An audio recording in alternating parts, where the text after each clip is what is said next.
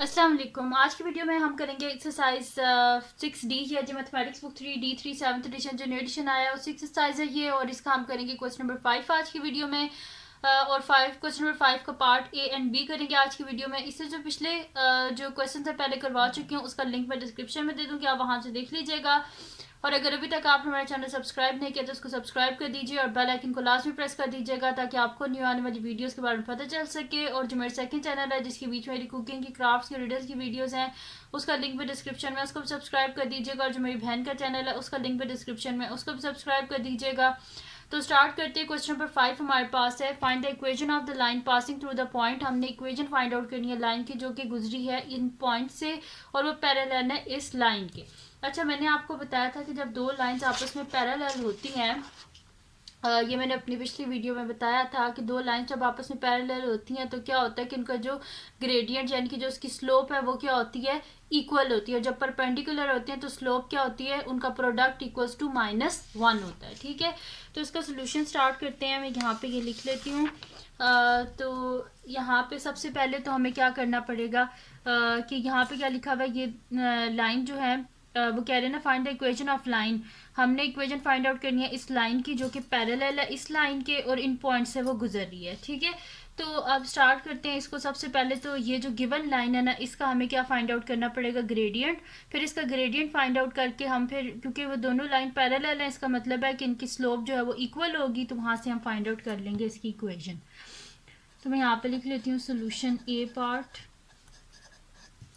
तो यहाँ पे हमारे पास गिवन इक्वेशन है 3y + 7x = 29। तो मैं यहाँ पे लिख लूँगी कि y को इधर ही रहने देते हैं, तो 3y = 29 और ये 7x इधर आ जाएगा माइनस 7x। x को शुरू में लिख लेते हैं, तो 3y = -7x + 29। हमें y चाहिए, साथ में 3 नहीं चाहिए, बोथ साइड पे 3 से डिवाइड कर देंगे तो ये 3 और 3 कैंसिल आउट। y = -7/3x + 29/3। ठीक है, ये हो गया हमारे पास। अब यहाँ से हमारे पास क्या होता है, जो एक्स का कोफिशिएंट होता है वो हमारे पास ग्रेडियंट होता है, यानी कि m = ग्रेडियंट को m बोलते हैं ना, m = ग्रेडियंट ऑफ लाइन = -7/3। ठीक है, अब क्या वो उन्होंने बोला था ये दोनों लाइंस आपस में पैरेलल हैं, तो वही चीज़ मैं यहाँ पे लिख देती हूँ कि since two lines are parallel, दोनों लाइंस आपस में पैरेलल हैं, इसका मतलब है कि इसकी स्लोप और जो दूसरी लाइन है उसकी स्लोप आपस में इक्वल होंगी। तो एक को मैं m लिख देती हूँ और एक को मैं m1 लिख देती हूँ। ठीक है, ऐसे मैंने लिख दिया। अब यहाँ पे क्या करेंगे कि ये तो m की वैल्यू तो हमें पता है -7/3 है, तो इसकी जगह मैं लिख देती हूँ -7/3। और m1 जो है इसकी क्या स्लोप होती है, ग्रेडियंट का क्या फार्मूला होता है, y2 - y1 divided by x2 - x1। और ये कह रहे हैं कि ये उसने लाइन ने इन पॉइंट्स को पास किया था, तो फिर ये पॉइंट्स लिख लेते हैं -2 5।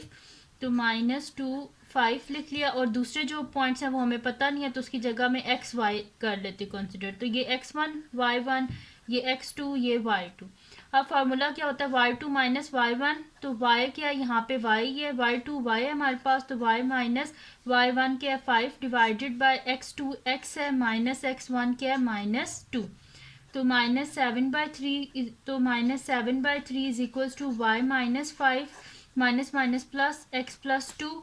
हमें जो है इक्वेशन चाहिए तो क्या करेंगे, क्रॉस मल्टीप्लाई, तो ये हो जाएगा -7 × x + 2 = 3 × y - 5। ठीक है, ये हो गया मेरे पास। यहाँ पे हो जाएगा -7x plus minus minus 7 2 14 = 3 × y, 3y plus minus minus 3 5 15। ठीक है, ये हो गया मेरे पास।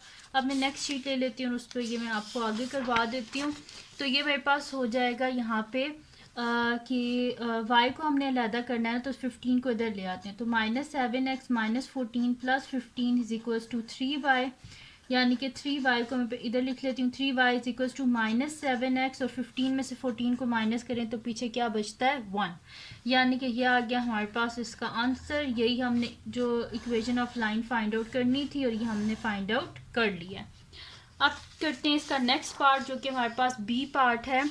तो बी पार्ट में अब ये हमसे कह रहे हैं कि equation of line passing through these points and perpendicular to this line. अब परपेंडिकुलर में क्या होता है हमारे पास, मैंने आपको बताया था कि जब दो लाइंस आपस में परपेंडिकुलर होती हैं तो उनके जो ग्रेडियंट है उनका प्रोडक्ट इक्वल होता है -1 के। तो यही चीज़ हम यहाँ पे यूज़ करेंगे।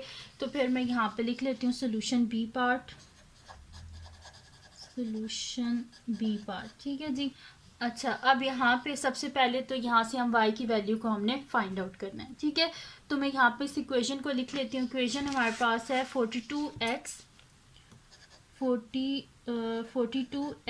Minus 7y is equals to 5। हमें y चाहिए, तो क्या कर लेंगे, इस y को मैं इधर ले जाती हूँ और 5 को इधर ले आती हूँ। तो 42x minus 5 is equals to 7y। हमें y चाहिए, साथ में 7 नहीं चाहिए, बोथ साइड पे 7 से डिवाइड कर देंगे।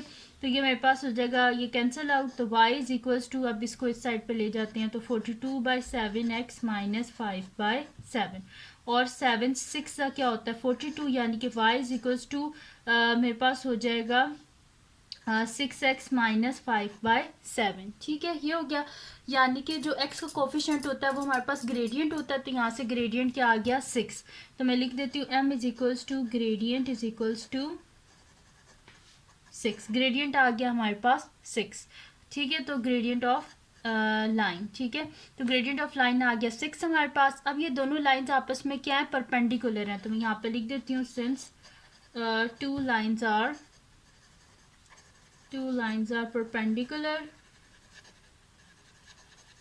ठीक है। जब दो लाइंस देखें परपेंडिकुलर होती हैं तो क्या होता है कि उनका जो प्रोडक्ट है इक्वल्स टू -1 होता है, ठीक है।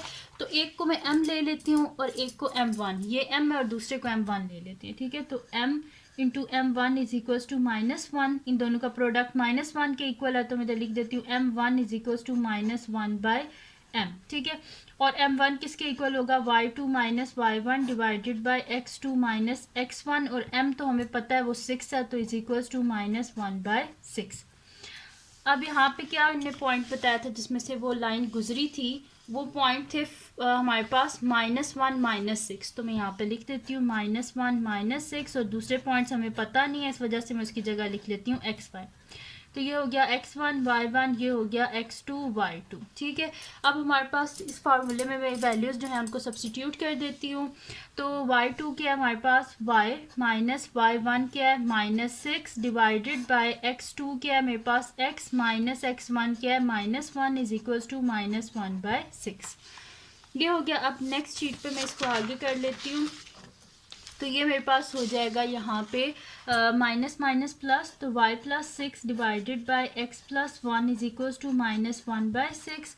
हमें y चाहिए, क्या करेंगे, इसको क्रॉस मल्टीप्लाई करेंगे हम यहाँ पे, ठीक है। तो मैं इसको यहाँ पे क्रॉस मल्टीप्लाई कर लेती हूँ। तो ये मेरे पास हो जाएगा 6 into y plus 6 is equals to -1 into x plus 1। 6y plus 36 is equals to -x minus 1, ठीक है। अब हमें y चाहिए, इस 36 को इस साइड पे ले जाएंगे, तो मेरे पास हो जाएगा 6y is equals to -x minus 1, और ये इधर आके -36। तो 6y is equals to -x minus 37, ठीक है। तो ये आ गया हमारे पास इसकी इक्वेशन जो कि हमने फाइंड आउट करनी थी। तो वो आ गई हमारे पास 6y माइनस x माइनस 37। तो ये आ गया इसका आंसर। और यहाँ पे हमारे पास दोनों पार्ट सॉल्व हो गए हैं, पार्ट ए भी और पार्ट बी भी, और पार्ट सी और डी में अपनी नेक्स्ट वीडियो में करवा दूंगी। तो अगर ये वीडियो आपके लिए हेल्पफुल है तो उसको लाइक कीजिएगा, चैनल को सब्सक्राइब कीजिएगा, बेल आइकन को लास्ट में प्रेस कर दीजिएगा ताकि आपको नहीं आने वाली वीडियोस के बारे में पता चल सके। और जो मेरा सेकंड चैनल है जिसके बीच में मेरी कुकिंग की, क्राफ्ट्स की और रीडर्स की वीडियोज़ है, उसका लिंक भी डिस्क्रिप्शन में है, उसको भी सब्सक्राइब कर दीजिएगा। और अपनी दुआओं में लाजमी याद रखिएगा। अल्लाह हाफिज़।